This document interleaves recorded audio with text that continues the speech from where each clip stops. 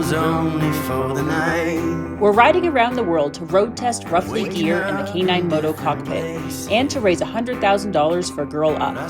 Every 6 months, we tackle a new challenge. First was the Arctic Ocean, then the Darien Gap, and now we're aiming for the bottom of South America. My heart is home with you.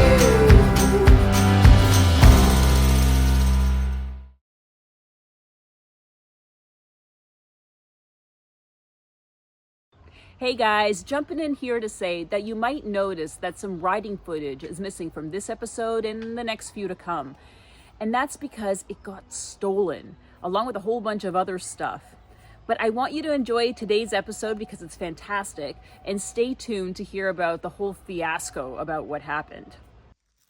This area has these spiky grasses, and poor little Wimple here is struggling to walk on it. So the tender paw is actually helping rest her own very tender paws.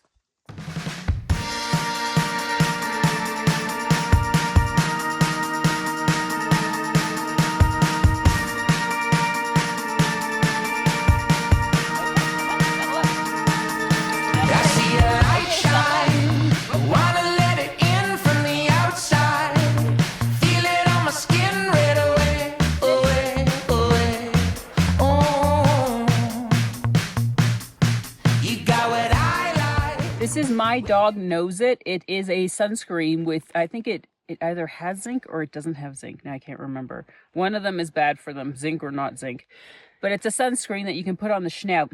And I'm seeing that Whimsy, with this high altitude, as much as it's not that hot out, I'm noticing that there's maybe a little bit of discoloration. So I've been putting it on her. She doesn't love it.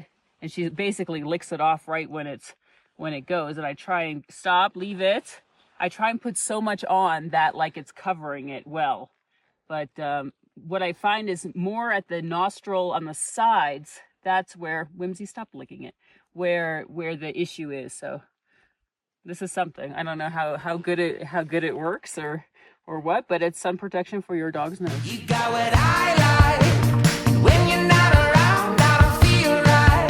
Like you usually right now. Right away, away, away. Daylight, put the sun on me now. Gonna soak up what you're giving. Daylight, there's something about you when you show up. Oh, I'm living. I come alive, alive, alive every time when you do. I come alive, alive when I see you alive. Yes, I do.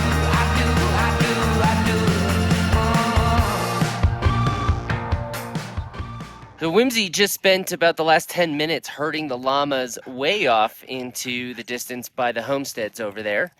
And then she dutifully returned. She is exhausted. She is panting. She is water needing and basically extremely happy. And I think it's fair to say that no animals were overly stressed or harmed in the making of this fun. Whimsy. This is even worse than when she goes running with you. Well, I can't keep up the fucking pace she just did. Did you see her go like a bat out of hell? Like a fucking crazy person. Look at that slobber. Oh, Wimple. Wimple, is that happiness? Is that the face of happy? Were you doing exactly what you're built to do, huh? Are you doing exactly what you were built and designed to do? Were you having fun, huh? Were you making me proud by chasing the shit out of those llamas? Yeah, Wimple, we all get something out of this adventure, don't we? Yeah, just go ahead and make your grave. It's a happy grave.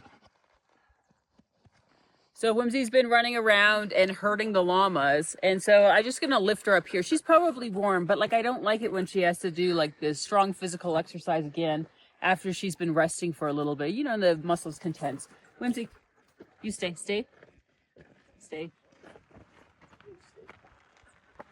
So you get some strong physical activity instead, huh? Go on, walk on, turn, sit. Whew. Now we gotta always find her tail because lately she's been sitting on it. Whimsy. Like, how do you know what part of the tail is here? Like, what is this? This part here. Wimple? It's like birthing I know. a fur baby. And now we still have about another hour and a half to the next, like, bigger town before we start the climb up to the high pass. So we got more of the sand to go, it looks like. Loose stuff. It's been good practice. As we were just sitting here relaxing from our post-llama exertions, a guy in a truck pulled up, or an SUV. He was from Brazil. We've seen very, very few tourists, but this was one. And he was telling us how he's done this route 4 or 5 times now. He did it on motorcycle the first time from Ushuaia up to a little bit before here, before the pass and everything, because this is apparently where it gets difficult. So he decided that he would do this part in a Jeep, and in this case, an SUV. So that's nice to hear because we're cruising through it. We're cranking through it. I'm not saying that Jess's sphincter is totally relaxed, but we're getting through and enjoying it. And it's always a little bit of an uplift when someone tells you that they struggled with something that you are finding yourself making your way through. I'm not saying that I take joy in other people's discomfort, misery, or potential failure, although I do a little when it means that it looks better on me. I have learned how to find shade from Whimsy. She is the queen of finding it. And when it is like noon and the sun is right overhead, the best place to find shade are under the bikes. So I get one and then she gets one.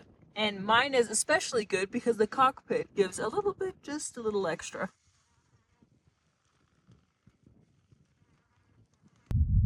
Meanwhile, I'm like the spare dick out here getting scorched in the sun. Daylight, I shake it like a drug. Come on, I try, but I never get enough. When I'm down, it's pulling me up. Come on, daylight, I can never get enough of you.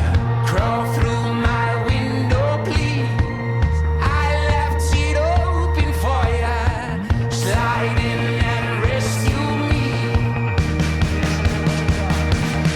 I come alive, alive, alive every time when you do. I come alive, alive when I see you alive. Yes, I do. I come alive. Yes, I do. Well, I went down, I took a fall, pretty good one, pretty good speed because I was just trying to ride this out. And so just kind of kept giving acceleration where I could and just was like wibbling and wobbling all over this really sandy track. Jess not only made it further than me, but when she hit a bad one, she actually was able to save herself and come to a stop. So this whole stretch, I don't know, good 20, 30 meters or more, just ugly. Yeah, really just kind of like I had some speed. Round 2.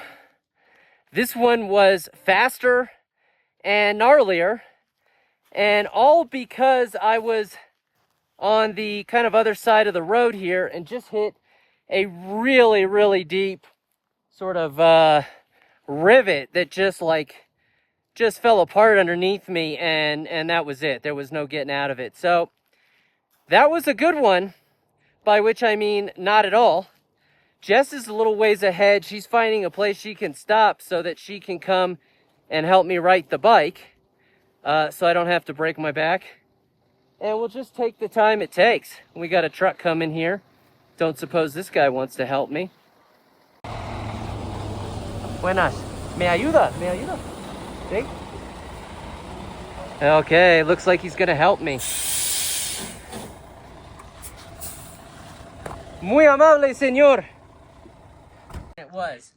Okay, show me what you did here. So I was on the left side because I try and be on a different side than Jess, especially if I'm getting a little closer than I should, because she's kicking up dust, and if she does have something happen or she slows down suddenly, then I'm not right in her. And So- over here is my track. So let's look at my track. So I came on this side, I stayed here, went along, and just continued. So Jess's track is like the straight line of perfection.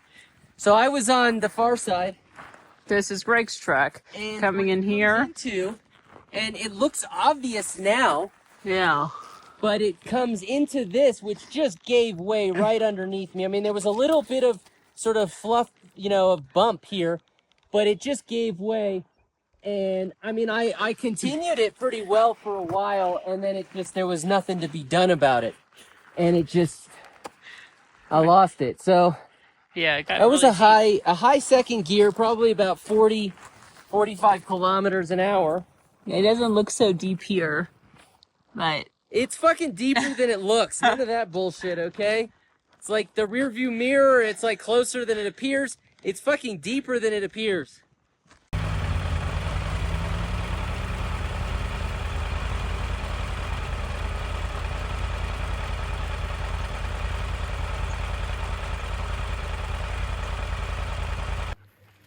Hard going for me. The last half hour, 45 minutes of riding, not including the time spent on the ground and getting off the ground. The last half hour, 45 minutes of riding has seen me drop the bike 3 times at a good clip, no less. But no worse for the wear. Tenderfoot seems to be fine. I am, on the other hand, massively wounded. I have a cut. And my boot, which it's anybody's guess, can't even keep my balance, it's anybody's guess if there's like that wound didn't transfer through and basically down to the bone. So we're gonna have to nurse these gashes. we did have change of plans. We actually changed, Massive change of plans. we changed it a few times. So Greg fell 3 times on this last stretch, and Good falls too. and we're both pretty pooped. It hasn't been that long, maybe 3 hours of riding, but the road was hard. There was a lot of sand and Massive standing. washboards, Washboards. bone rattlers. And I was telling Greg, it's like my knees were hurting, my legs were hurting. It's like as if you're exercising because you're in a squat position to stay nice and low. It's like you're on a Bosu bowl, the thing that has the ball at the bottom and the flat piece. It's like you're balancing. So it takes a lot of energy. But we digress. Huh? We digress. We digress, yes. So we got to the town where we were going to just get some food and whatever. This is and continue. San Antonio de los Cobres. And here is where the route a junction. continues down. There's a junction here. You can either continue on to the left or the right, or you go down. And we were going to go down because there's this big pass that's at like 5,000 meters that we really wanted to do.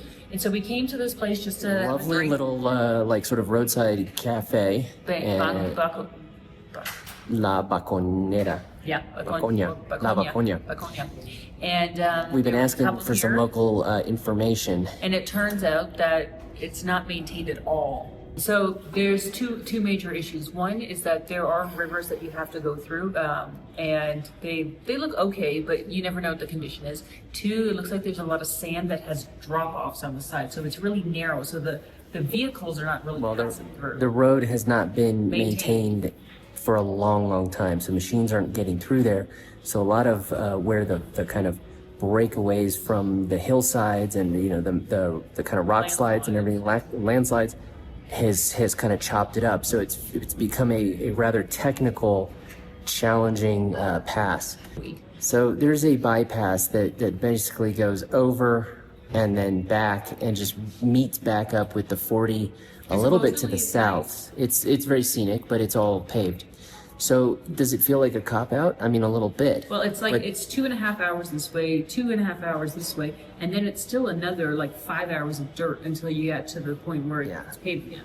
But you can't argue with like blown out roads and lack of maintenance and mountain passes, and dirt bikes we're not on. I mean, we're on big adventure bikes, but they're not dirt bikes, and so we have to respect sort of the knowledge that we're gaining here and the timing that we have and all the other things that we have to respect.